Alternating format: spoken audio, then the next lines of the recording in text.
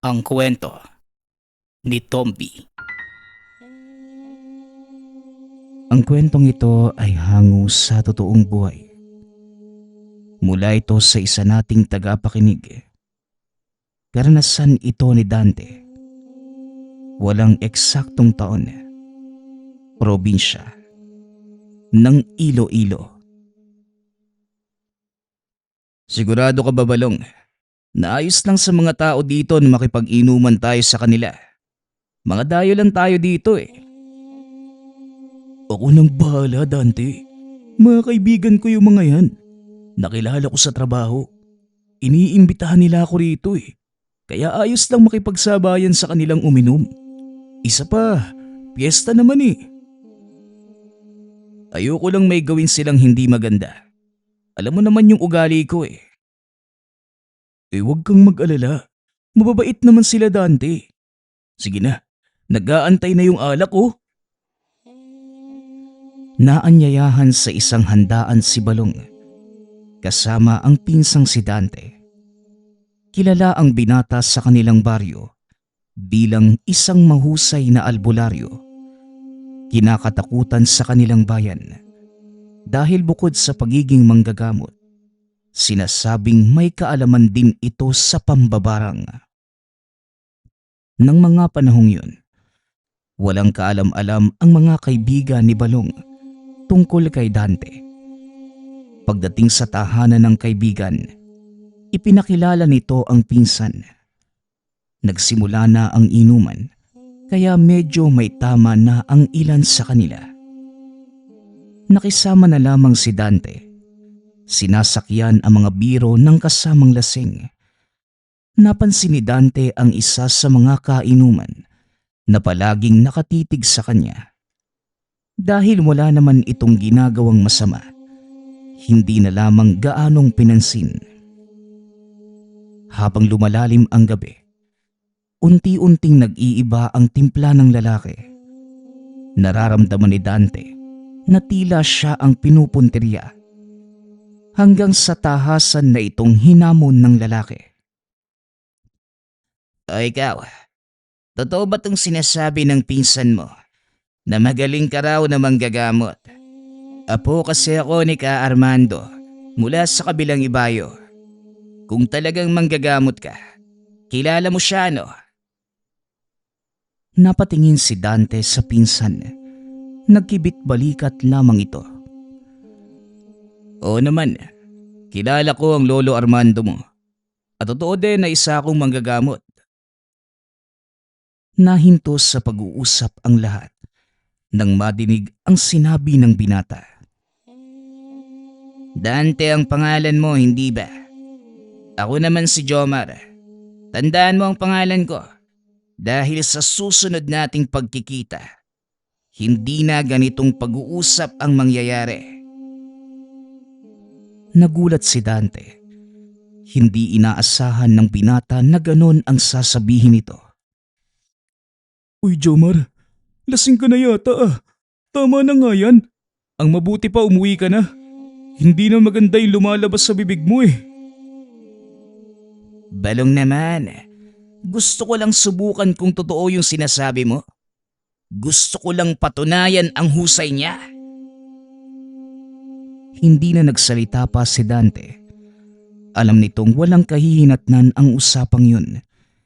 Inaya na lamang nito ang pinsang umuwi. Balong, ang mabuti pa umuwi na lang tayo. Mukhang wala na magandang patutunguhan yung usaping to eh. Mabuti pa nga Dante. Lasing na din kasi yung mga yan eh. Lalo na tong si Jomar. Nagpaalam na ang magpinsan sa mga kainuman. Ngunit bago makaalis, nag-iwan ng babala si Jomar. Tandaan mo ang sinabi ko kaibigan. Dahil sa susunod na pagkikita natin, tututuhanin ko ang mga yon. Hindi na sumagot pa si Dante. Nagpatuloy ito sa paglalakad. O ikaw Balong, bakit mo naman kasi sinabi sa kanila yung tungkol sa akin? Alam mo naman na ayokong pinapaalam sa marami yung ginagawa ko eh. Pasensya na Dante. Hindi ko din napigilan yung sarili ko eh. Nagtatanong din kasi sila tungkol sa'yo. Sa susunod Balong, huwag ka nang magsasalita ng tungkol sa akin. Mahirap din kasing malaman ng karamihan yung ginagawa ko eh. Hindi kasi maiiwasan sa mga taong matataas ang tingin sa sarili. Kagaya ng Jomar na yun. Pasensya na ulit. Hindi na mauulit yun. Pero, totoo kaya yung sinabi niya? Yung alin? Napo siya ni Ka Armando. Kilala ko yung matandang yun. Pero hindi ko alam na may apo pala siyang hambog. Tara na nga, umuwi na tayo. Medyo nahihilo na rin ako eh. Naunang umuwi si Balong dahil mas malapit ang tahanan. Habang naglalakad pa uwi, iniisip nito ang mga sinabi ni Jomar. Pagkarating sa tahanan, direkta itong nahiga. Dahil medyo naparami ang inom, kagad din itong nakatulog. Kinabukasan, madaling araw pa lamang ginising na ito ng ama. Naalala ng binatang luluwas pala sila ng bayan ng araw na yun, kaya dali-dali itong naghanda. Pagkalabas ng silid, nakita nitong nagkakape na ang ama.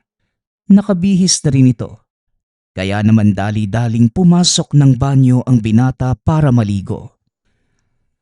Bilisan mo ng kumilos. Alam mo naman na may pupuntahan tayo ngayong araw. Nagpakalunod ka pa sa lambanog. Pasensya na po tay. Naimbitahan lang din po ako eh. Hindi ko matatanggihan si Balong. Yan ang sinasabi kong nangyayari sa tuwing sasama ka sa pinsan mong wala nang ginawa kundi uminom. Baka mamaya, mabalitaan mo na lang na nalaso na yan dahil sa katakawan sa alak. Masyado kasing kampante ang si Balong eh. Nakaya ko siyang gamutin kung sakali. Ay nako, hayaan mo na nga tay. Pagsasabihan ko din yung isang yan. Siya nga pala, ano ho bang gagawin natin sa syudad? May nagpatawag sa akin at sa palagay ko, kakailanganin ko ang tulong mo roon. Pasyente ba ang pupuntahan natin doon, tay? Ano naman yung sakit? Ang balita ko, nalason.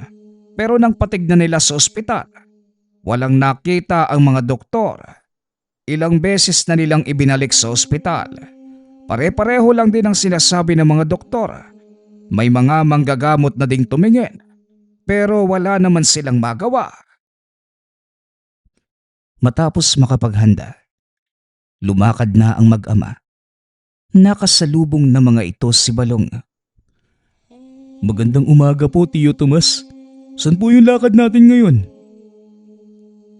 Sa syudad. Pwede ba Balong? Bago ka lumabas ng bahay, baligo ka muna. Amoy alak ka pa eh. Tinanghali na po ako ng gising, Tio. Kaya nagmadali na akong umalis. O siya, siguraduhin mo lang na matapos yung gawain mo sa bukid ha. Dahil bukas magpapatanim na ako ng mais. Paalis na sana ang mga ito nang biglang may naalala si Balong. Sandali lang Dante. Kaninang umaga, nakasalubong ko sina Jomar. Mukhang hindi nakalimutan yung sinabi sa'yo kagabi. Nako, hayaan mo na nga yung taong yun. Wala lang magawa sa buhay eh. Kaya ganun. Tara na tay, tatanghaliin na tayo. Baka hindi pa natin maabutan yung biyaheng papuntang syudad. Habang naglalakad, hindi maiwasan ni Mang Tomas na tanungin ang binata tungkol sa nangyari. Ano ba kasing nangyari sa inuman ninyo kagabi? At sino naman itong Jomar na ito? Apo daw ni Mang Armando, mula sa kabilang ibayo. Naghahamon po kasi tayo. Hindi ko na pinansin. Lasing na eh. Ano ka mo? Apo ni Mang Armando. Ano naman yung ginawa niya? Wala naman tay. Sinabihan niya lang ho ako na mag-iingat. Dahil sa susunod na pagkikita namin, hindi na ganong pag-uusap ang mangyayari. Mabuti naman at hindi mo pinatulan. Alam mo bang kilala si Mang Armando bilang mahusay na manlalason? Pero kahit ganon, magaling din naman siyang manggagamot. Nadinig ko na po yan mula kay Balong. Kaya nga hindi ko na pinatulan Dahil alam kong wala namang kahihinat ng mabuti yung gusto niyang mangyari.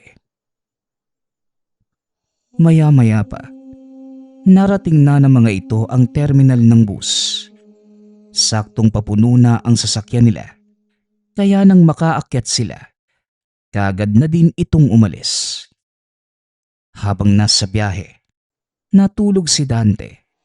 Nakaramdam ito ng sakit ng ulo dahil na din sa epekto ng ininom kagabi. Hindi na ito ginising pa ni Mang Tomas hanggang sa makarating sila sa syudad. Dante, nandito na tayo. Gumising ka na.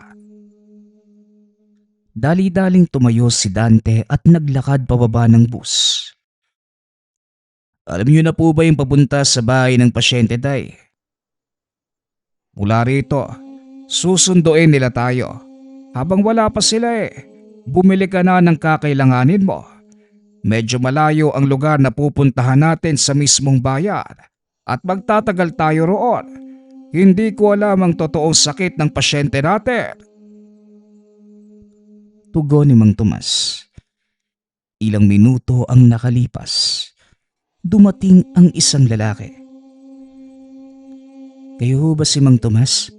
Ako nga po pala si Ingo, ang susundo sa inyo. Ako nga.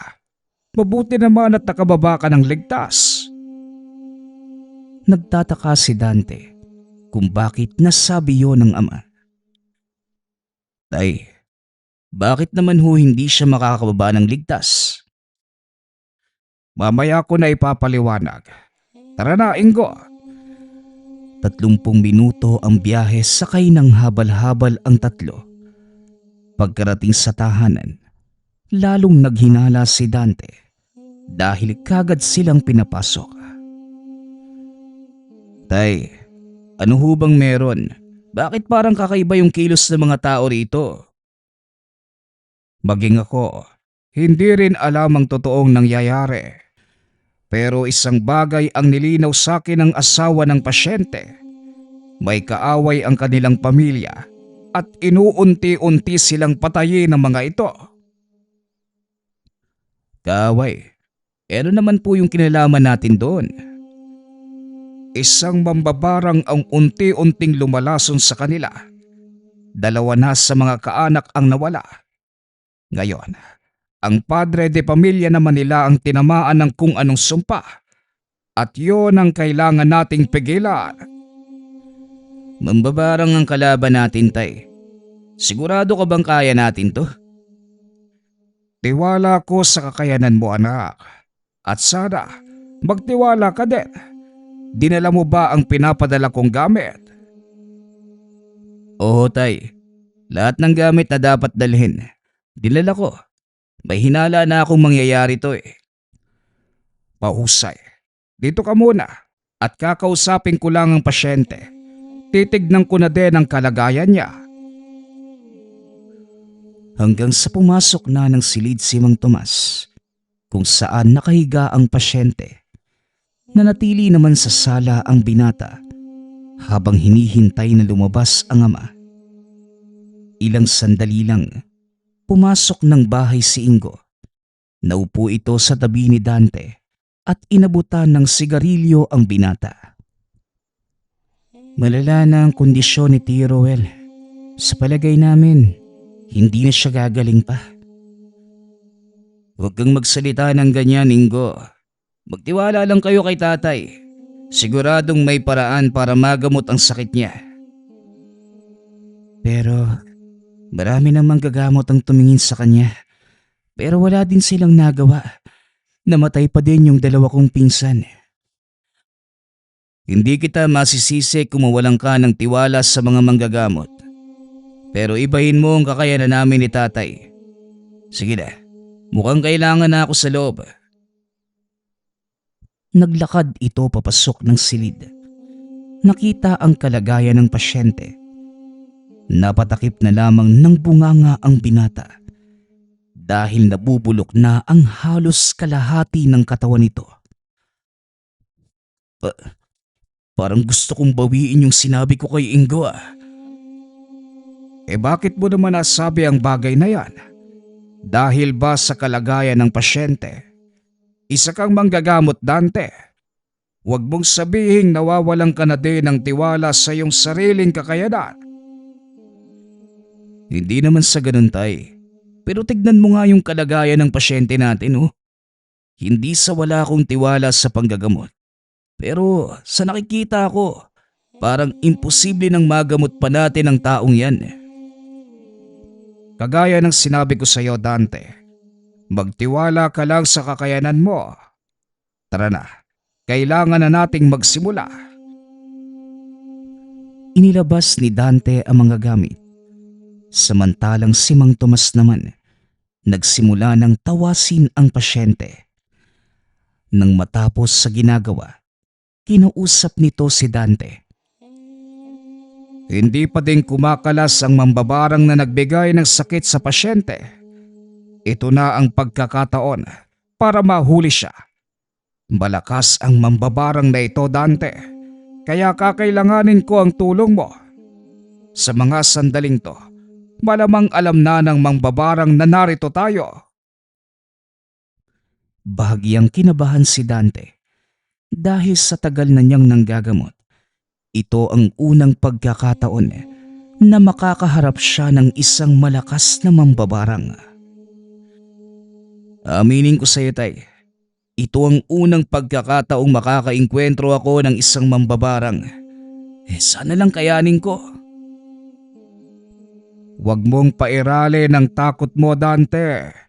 Ito ang lalong nagpapalakas sa mga kagaya nila. Sa oras na makaramdam sila ng takot mula sa iyo, ito ang gagamitin nila para tuluyang kang lamunin ng buo. Bahala na po, tay. Tara na, simulan na natin.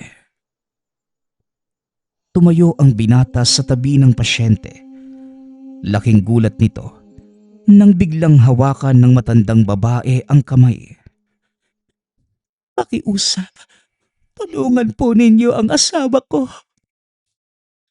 Nakita ni Dante ang pagkadesperado sa mata ng matanda. Ito ang nagtulak sa kanyang gawin ang hindi inaasahan ng ama. Tay, pwede po bang ako ang humuli sa mambabarang na yan? Sigurado ka ba, anak? Ito ang unang beses na lalaban ako sa mambabarang. Kaya siguro naman, walang masama kung ako din mismo ang huhuli sa kanya. O sige, kung yan ang gusto mo. Tumayo si Mang Tomas. Hinayaan si Dante na isagawa ang ritual ng paghuli sa mambabarang. Nag-usal na mga dasal pangkulong ang binata. At nang mas siguradong nakakonekta na ito sa kalaban, kinuha ni Dante ang isang maliit na sisidlan sa bulsa at itinali sa kanyang mga daliri. Sandali lang, Dante. Hindi ba't ito ang gintong buhok galing sa tikbala? Tumango lamang ang binata bilang pagsang-ayon.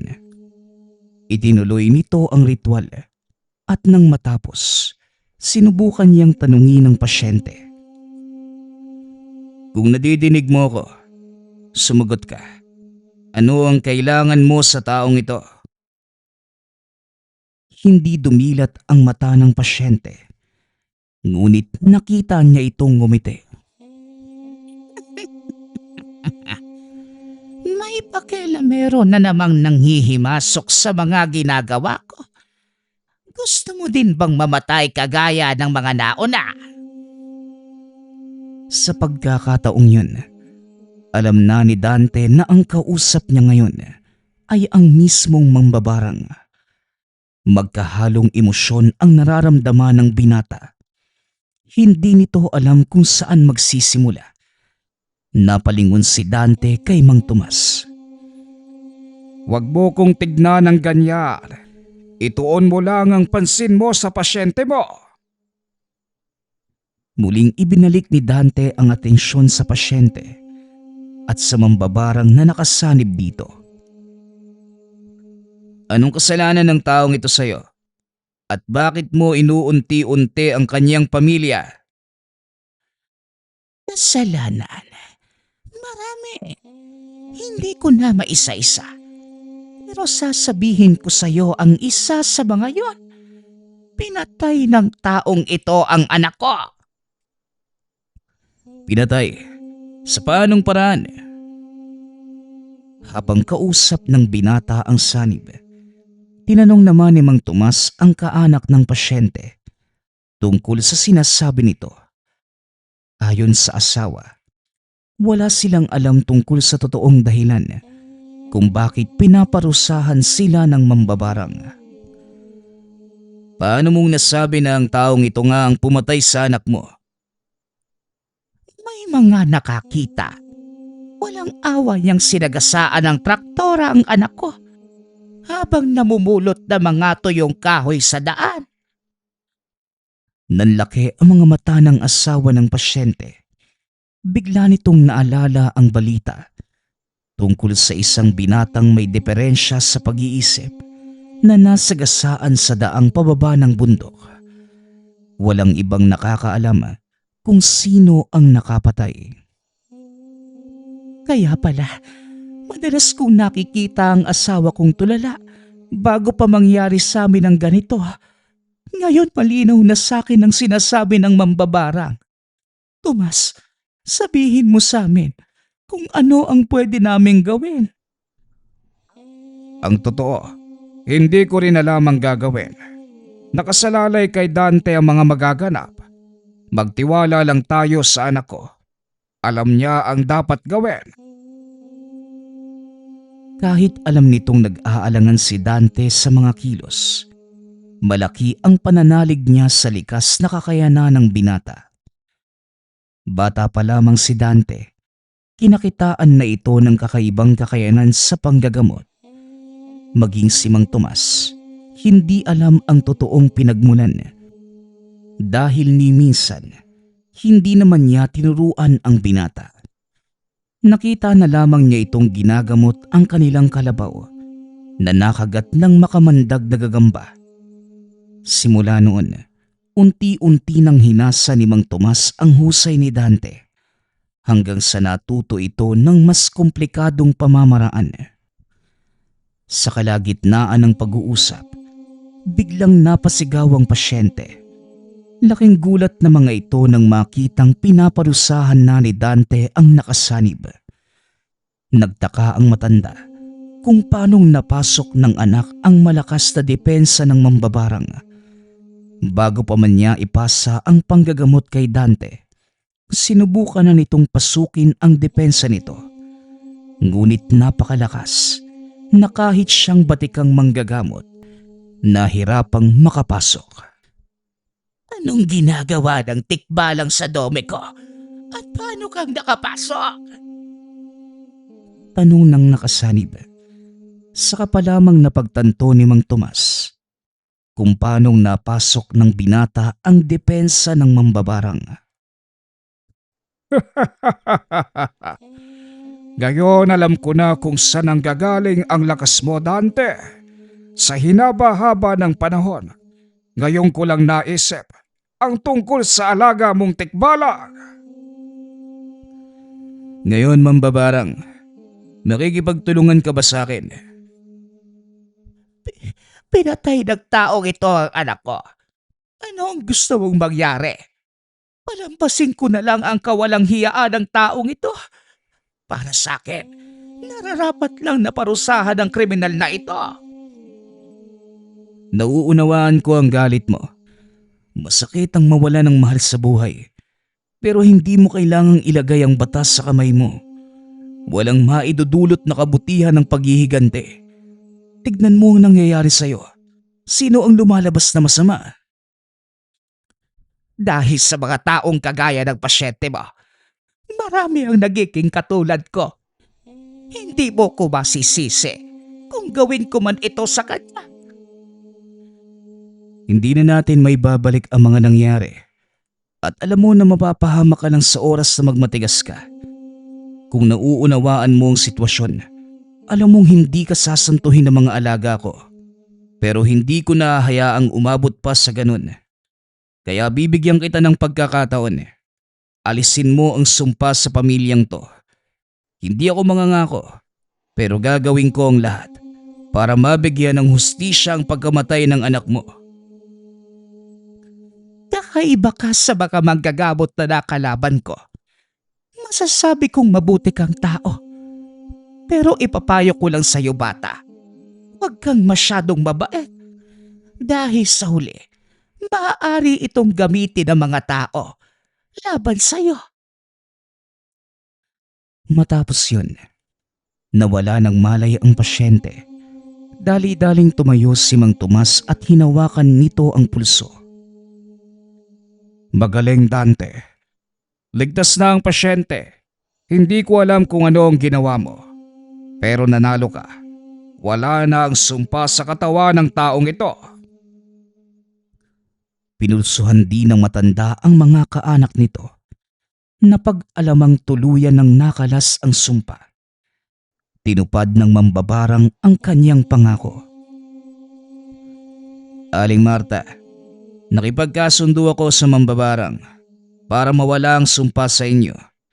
Pero sa oras na magkamalay ang inyong asawa, isusuko natin siya sa kapulisan. Kung anong mas makakabuti, yun ang gagawin natin. Kung may pagkakasala man ng asawa ko, kailangan niya itong pagbayaran. Pero paano ang mga habaging langit?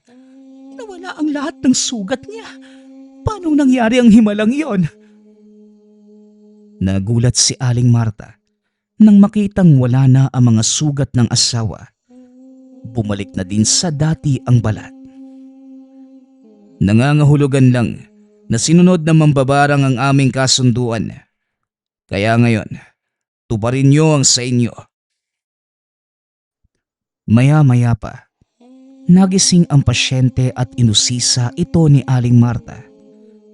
Umamin naman ito sa mga nangyari.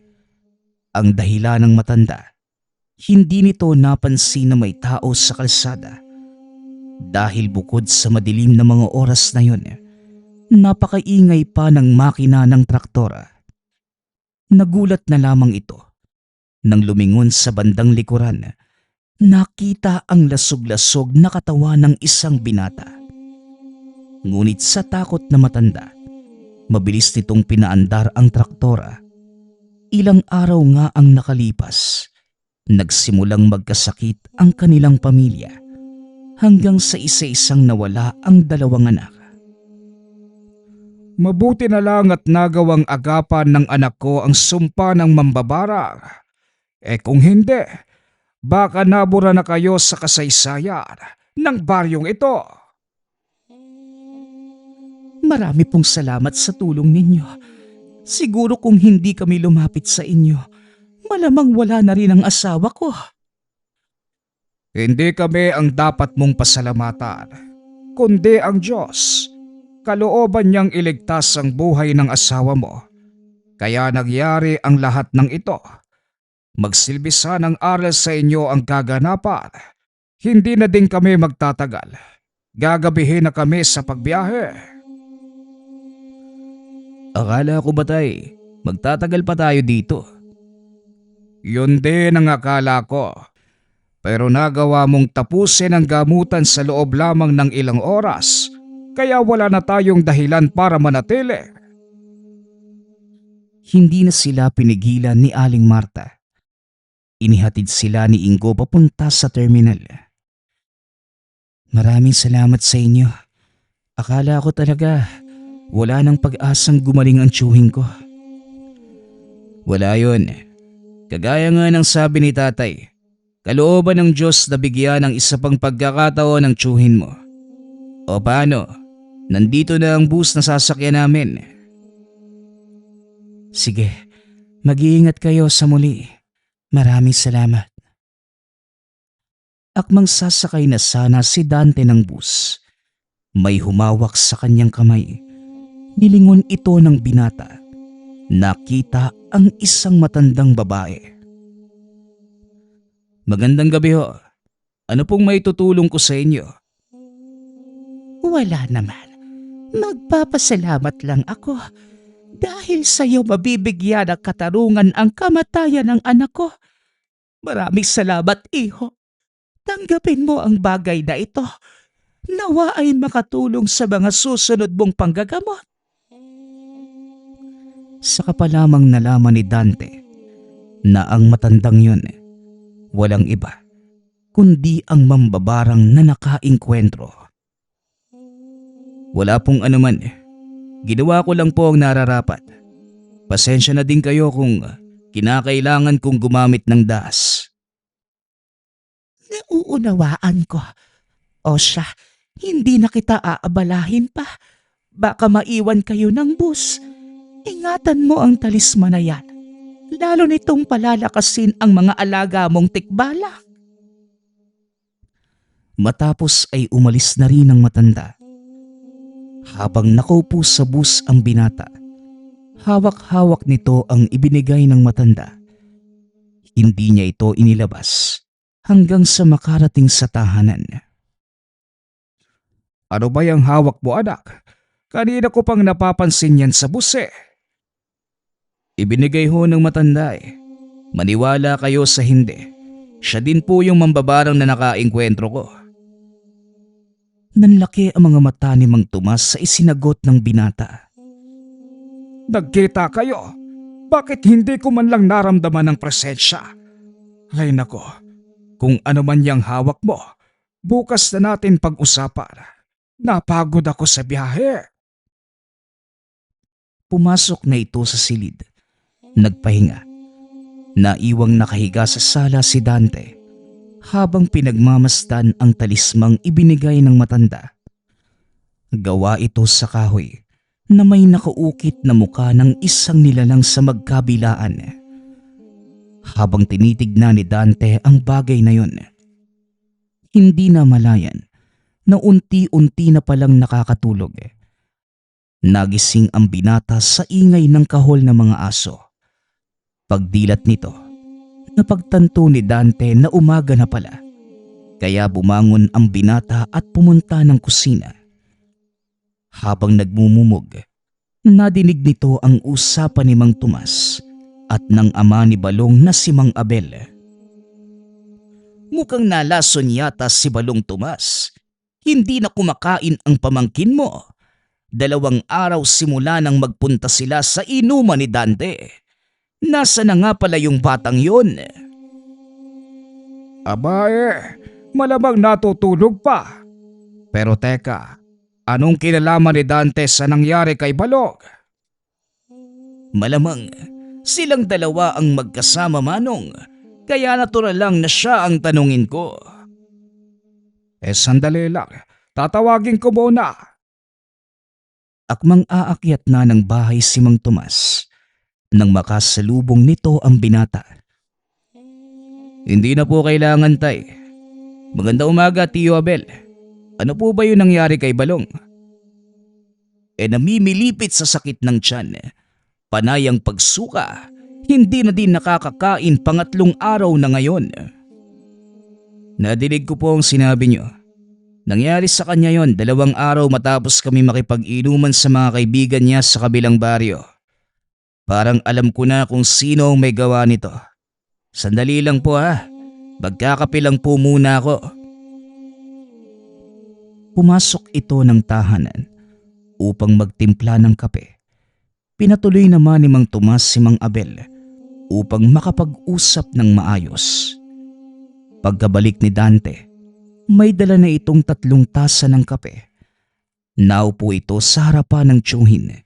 Ipinaliwanag ang nangyari. Nabanggit nga sa akin ni Balong na kinukursunada ka ni Jomar na apo ni Mang Armando. Yon ang kwento ni Balong. Totoo ba yun, Dante? Oo nga po eh.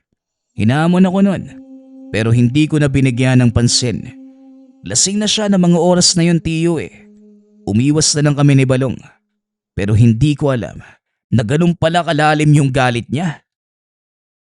Sa palagay ko, hindi galit ang dahilan, kundi pagpapakitang gilas. Gustong-gusto niyang subukan ang kakayanan mo bilang manggagamot. At dahil hindi ka kayang abutin, si Balong ang ginawa niyang daan. Alam niyang hindi mo matitiis ang pinsan mo. Kung talagang determinado siya, pues pagbibigyan ko ang taong yun. Sana lang hindi niya pagsisihan yung naging pasya niyang kalabanin ako. Malakas na manggagamot ang lolo niyang si Ka Armando. Kaya mag-iingat ka, Dante, ha? Dahil hindi tatanga ang matandang yon sa oras na maagrabyado ang apo niya. Alam ko po, tay. Nasabi na din sa akin ni Balong ang tungkol dyan eh. Pero kilala niyo ako. Wala akong ginagawang masama sa kanila. Lalo na si Balong. Ramdam ni Mang Tomas ang galit sa boses ng anak. Alam din ng matanda na wala siyang magagawa sa oras na nasa ganitong antas ang emosyon ng anak. Gawin mo ang nararapat. Ngunit mag-iingat ka, Dante.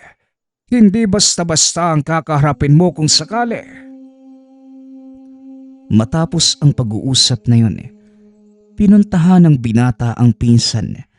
Nakita nito ang kalagayan ni Balong. Namumutla na ito. Halos hindi na maikilos ang katawan. Nakita niya din itong nagsusuka. Anong ginawa nila sa'yo, Balong? Sabihin mo sa akin.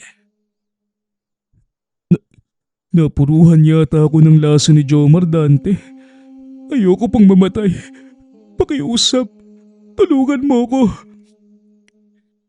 Kaya nga ako nandito Dahil gusto kong turuan ng leksyon ng Jomar na yon. Nagkamali siya ng binangga. Ginamot ng binata ang pinsan at nang masigurong ligtas na ito, hinanap niya si Jomar sa bayan. Madalas ito sa mga tindahan ng alak, umiinom at malamang naghahanap ng mabibiktima. Natagpuan ni Dante ang hinahanap sa isang maliit na tindahan ng tuba. Nakikipag-usap ito sa ilang kalalakihan. Nadinig pa ng binata ang usapan na lalo namang nagpadagdag sa galit nito. Wala naman palang sinabi yung Dante na yun Ewan ko ba kung bakit siya kinilalang pinakamagaling sa bayang to. Di hamak namang mas magaling sa kanya si Lolo Armando. Ano naman sa palagay mo ang mangyayari doon sa pinsan niyang nilason mo? Baldo, parang hindi mo naman ako kilala. Uunti-untiin ko ang katawan ng Balong na yon Hanggat may natitirang hininga sa kanya, hindi ko siya titigilan. Laking gulat nito nang biglang hampasin ni Dante ang mesa. Nagtalsikan ang mga baso. At nang makita ng mga kasamahan ni Jomar kung sino ang may gawa, isa-isang nagsitayuan ang mga ito at nagsipulasan. Mukhang iniwan ka na ng mga kasama mo Ano na nga ulit yung gagawin mo sa pinsan ko? Uy, mabuti naman at dumating ka na sa wakas. Alam mo bang... Hindi na pinatapos ni Dante ang sasabihin ni Jomar. Bigla itong sinuntok ng binata. Kung sa akin ka may galit, huwag ka nang mandamay ng mga walang malay. Nandito na ako sa harapan mo. Ngayon, ano na nga ulit ang gagawin mo? Nang mga sandaling yun, wala nang katao-tao sa lugar. Nagsipag-alisa na ang mga ito dahil sa takot kay Dante. Alam nila ang ugali ng binata. Sa oras na magalit ito, walang sino man ang makakapigil. Marahang tumayo si Jomar at nagsalita. Alam mo ba kung ano ang kapalit nitong ginawa mo? Buhay ng pinsan mo. Habang nag-uusap tayo, sigurado ko... Magaling na si Balong at hindi mo na siya kayang saktan pa gamit ang kakayanan mo. Kaya huwag ka nang magsayang ng oras. Hindi naman ako ang gagawa nun, kundi si Lolo Armando. Oo nga pala. Tungkol doon, maya-maya lang pupunta na sa inyo yung punerarya para kunin yung bangkay ni Lolo Armando mo. Kaya ako sa'yo, uuwi na ako. Baka sakaling maabutan mo pang buhay yung matandang pinagmamalaki mo. Nagulat si Jomar sa sinabi ni Dante. Dumampot ito ng bote. Binato ang binata. Sabay takbo palabas ng tubaan. Hindi pa tayo tapos. Babalikan kita.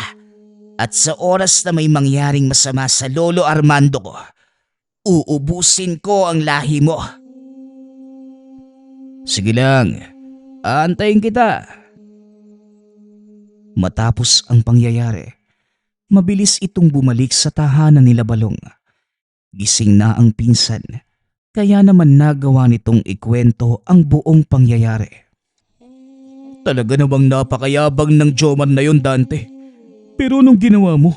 Paano mong nakalas yung sumpa sa akin? Nakalimutan mo na yata na may makapangyarihan akong alaga, Balong. Sila ang kumilos para sa akin. At ngayon, sigurado kong pinaglalamayan na si Tandang Armando. Mabuti naman kung ganun. Konsentidor din kasi yung matandang yun eh. Pwes, nagkamali sila ng binangga. Nananahimik tayo eh. Wala silang karapatang guluhin yon. At para makumpirma ang nangyari sa matanda, pumunta mismo doon si Mang Abel. Nakita nitong inilalabas ng tahanan ang wala ng buhay na katawan ni Mang Armando upang dalhin sa punerarya. Matapos ay kagad na itong bumalik sa tahanan. Totoo nga ang sinabi mo, Dante. Wala na nga si Mang Armando. Huwag tayong pakakasiguro, Manong. Dahil malakas din na matandang yun. At siguradong iiwanan niya kay Jomar ang kakayanan o sapilitan niya itong kukunin. Hindi ba? Delikado yun. Sa oras na sapilitan mong kunin ng kakayanan ng isang mamamatay na manggagamot, maaaring mawala sa sarili ang taong kukuha nun. Tama po kayo, Tiyo. At yan ang dapat nating paghandaan. Maaaring maya-maya lang, sumugod na dito ang Jomar na yun. Sabihan po ninyo si tatay. Alam na niya ang gagawin. Ako nang bahala rito. Dali-dali nang lumakad si Mang Abel upang balaan si Mang Tomas. Ngunit nang pabalik na ito ng tahanan, hindi nito inaasahang makakasalubong sa daan si Jomar. Galit na galit. Walang pagdadalawang isip na sinugod ang matanda. Naiwang nakahandusay sa lupa si Mang Abel at nagpatuloy naman sa paglalakad si Jomar. Samantala, sa tahanan nila Balong, nagtataka si Dante dahil hindi pa nakakabalik ang tiyuhin. Bakit kaya hindi pa nakakabalik si Tiyo Abel? Naku, baka hindi pinayagan ni Tiyo Tomas. Alam mo naman yun, masyadong maalalahanin sa kapatid. Sana nga ganun lang, Balong. Pero masama talaga yung kutob ko eh. Maya-maya pa, may kumatok sa kanilang tahanan. Binuksan ito ni Dante. Laking gulat nang makitang akay-akay ng isang lalaki si Mang Abel. Nakita ko nakahandusay sa daan doon, tatay mo, Balong. Mukhang nasobrahan yata sa inom. Tumama ang ulo sa bato. Maraming salamat po, Manong. Sige po, kami na ang bahala kay tatay. Matapos maihiga, nagpaalam na din ang lalaki. Hindi aksidente ang nangyaring to, Balong. Nararamdaman ko ang presensya ni Jomar sa kanya. Talagang sinusubukan ng taong yon ang pasensya ko. Maya-maya pa, nadinig nitong may sumisigaw sa labas ng bahay. Teka, mukhang boses ni Jomar yung nadidinig ko ah. Dante, nandito na siya. Magaling. Ngayon ipaparanas ko sa kanya kung gaano kalupit ang parusa na dulot ng gintong buhok ng tikbalang. Dumito ka lang, Balong. Huwag kayo lalabas. Wika ni Dante. Sabay labas ng tahanan. Nakita nitong nakatayo si Jomar sa bakuran habang may hawak na itak. Lumabas ka dyan, Dante. Ngayon, tignan natin ang bangis mo. Wika ni Jomar. Naglakad si Dante papunta sa kinaroroonan ng kalaban habang inilalabas ang sisidlan. Alam mo bang malaking pagkakamali ang pagpasok mo sa bakurang ito? Tanong ni Dante. Habang kinukuha ang laman ng sisidlan, itinali ang gintong buhok sa kanyang mga daliri. Ano namang ginagawa mo? Hindi ko alam ang gusto mong palabasin. Mamaya malalaman mo. Pero habang hindi pa tayo umaabot sa ganong sitwasyon, bibigyan kita ng pagkakataong umalis sa lugar na ito.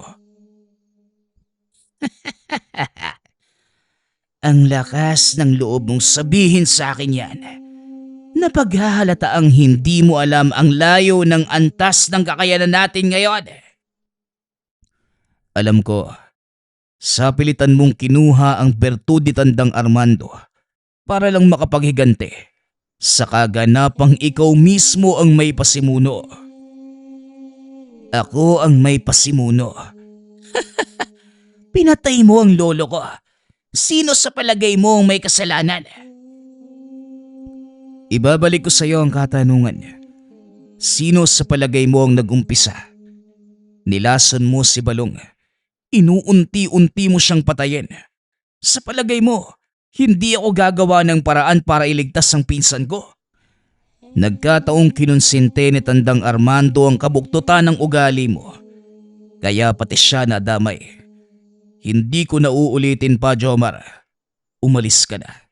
Kung ayaw mong matulad sa lolo mo. Matapos magsalita si Dante, sinugod ito ni Jomar gamit ang hawak na itak. Nakita nito kung paanong bumaon ang talim sa katawan ng katunggali. Ngunit laking gulat nito nang biglang may nagsalita mula sa likuran. Oy Jomar, sino bang tinataga mo?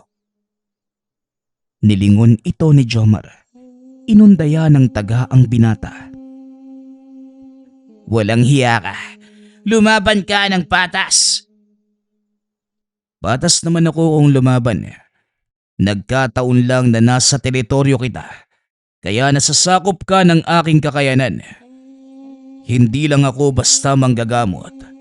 May kaalaman din ako sa pagmamanipula ng isipan ng tao. At ngayon, nasa ilalim ka ng kapangyarihan ko, Jomar. Binigyan na kita ng pagkakataong umalis. Pero hindi ka nakinig. Ngayon pagdusahan mo ang parusang ibibigay ko. Matapos magsalita ni Dante, biglang nabalot na makapal na usok ang paligid. Halos wala nang makita si Jomar. Pilit nitong hinahanap ang kinaroroonan ni Dante. Talagang sinasagad mo ko, Dante. Wes, humanda ka! Wika ni Jomar. Sinugatan nito ang palad gamit ang hawak na itak. Ipinatak sa lupa. Nag-usal ng mga dasal. At maya-maya ay humupa ang makapal na usok. Lumantad sa kanyang harapan si Dante. Magaling. Ang buong akala ko hindi mo magagawang basagin ang ginawa kong ilusyon. Kahit papano, may ibubuga ka rin pala. Apo ako ni Tandang Armando. At ngayon, nataglay ko na ang kanyang kakayanan. Kaya wag mo kong kakausapin na parang isang paslit. Wika ni Jomar, sabay sugot. Sinalubong naman ito ni Dante. Muling nagkaroon ng makapal na hamog sa paligid. Naramdaman ni Jomar ang pamamanhid ng katawan niya. O ano, hindi mo na ba nararamdaman ang mga kamay at paa mo? Alam mo ba kung ano ito? Isa sa kakayahan ng alaga kong tikbalang. Sa oras na magtagal ka sa hamog na nasa paligid, maaapektuhan nito ang iyong espiritual. Maaari nitong lasunin ang iyong kaluluwa. Ilang segundo pa, mararamdaman mo ng unti-unting nangihina ang iyong katawan at parang lilisanin ka ng sarili mong kamalayan.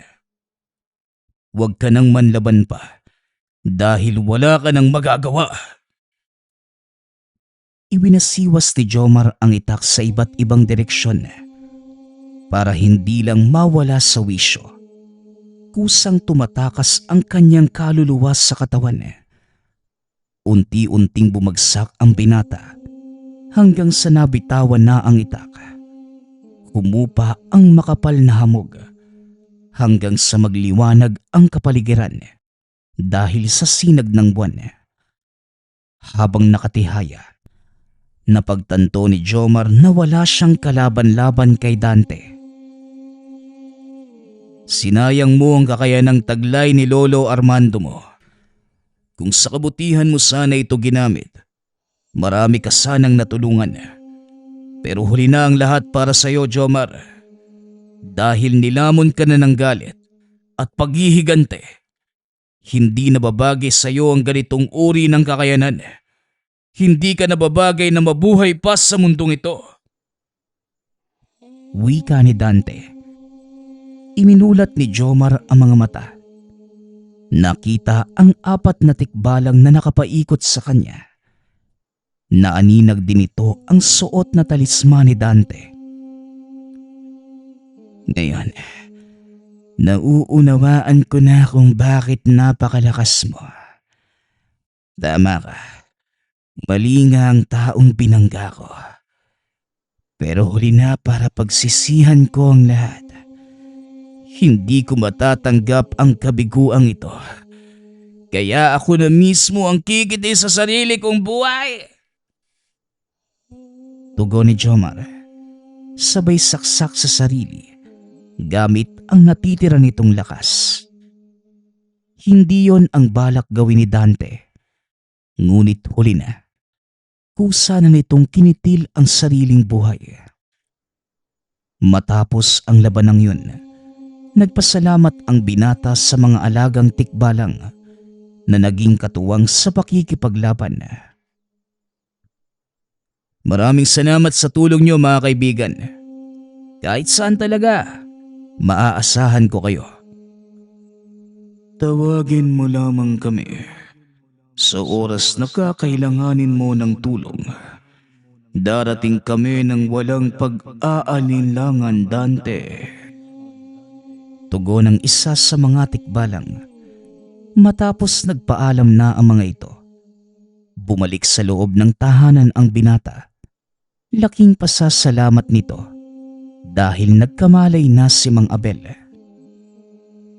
Paano kung nakauwi? Huling natatandaan ko, naglalakad ako tapos may pumalo sa akin.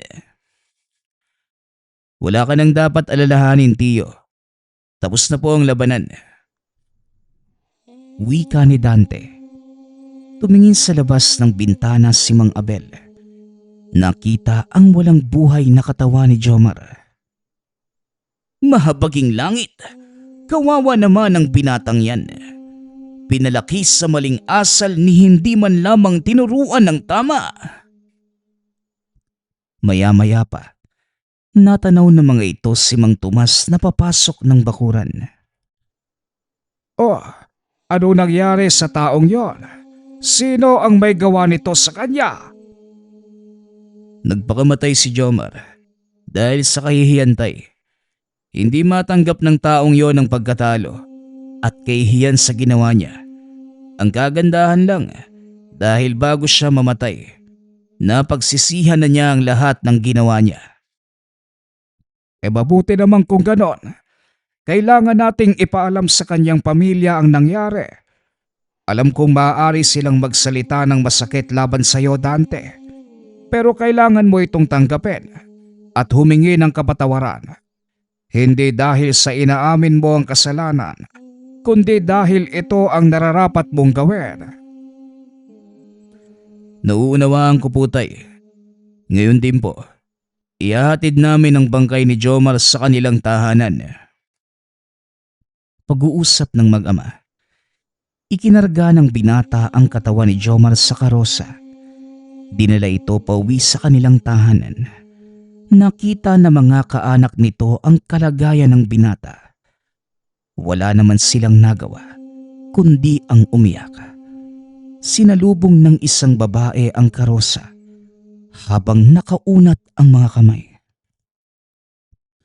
Anong nangyari sa kawawa kong apo?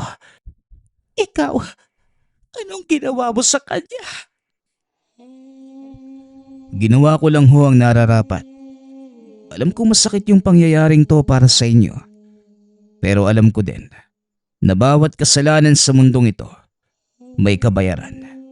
Ngayon kung nagagalit kayo sa akin, wala na akong magagawa pa. Alam mo ba ang pinasok mo, binata? Nasa loob ka ng teritoryo ng pamilya ko. Kaya ka naming patayin. Dito mismo sa kinatatayuan mo. Hindi na nagsalita pa ang binata. Naglabasan mula sa paligid ang 4 na tikbalang gabay. Napaatras ang mga tao sa lugar na yon. Hindi ko ho may papangakong hindi kikilos ang mga kaibigan ko sa oras na galawin niyo ako. Kaya kung ako sa inyo, pag-iisipan kong mabuti ang susunod kong galaw. Mga tikbalang, mga kasama, hindi natin kakayanin ang binatang ito. Sa ngayon, aatras tayo. Pero asahan mong sa susunod dating pagkikita, hindi na tayo mag-uusap ng ganito. Alam ko na kung kanino nagmana si Jomar. Ganyan din yung sinabi sa akin ng apo nyo. Kaya tignan nyo ang kinahinatnan niya. Ngayon, kung gusto nyong matulad kay Jomar, walang problema. Sabay-sabay na ginamit ng mga tikbalang ang kanilang kakayanan. Nabalot na makapal na hamog ang paligid. Muling itinali ni Dante ang gintong buhok sa kanyang mga daliri. Matapos, isa-isang nagsipagbagsakan ang mga tao sa loob ng pamayanang yun. Hindi inakala ni Dante na hahantong sa ganong kalagim na pangyayari ang paghahatid niya kay Jomar. Hindi ko inaasahang hahantong tayo sa ganito. Binalaan ko na kayo, pero wala ni isa sa inyo ang nakinig. Wika ng binata. Inubos nito ang isang buong angka ng mga manlalason. Wala ni isa man sa kanila ang nakaligtas. Labag man sa kalooban ni Dante na gawin yun. Ngunit ito lamang ang tanging paraan para makaligtas siya sa panganib. Ibinalita nito sa ama ang mga nangyari. Nagulat si Mang Tomas, ngunit wala na rin itong magagawa pa. Naganap na ang iniiwasan nito. Ang gamitin ni Dante ang pinakamapanganib na kakayanan ng gintong buhok ng tikbalang at ng kanyang 4 na gabay. Nagpapasalamat nga pala ako sa lahat ng sumusuporta sa ating channel. Nawa ay patuloy niyong suportahan at pakinggan ang ating mga kwento. Hanggang sa muling pakikinig. Paalam.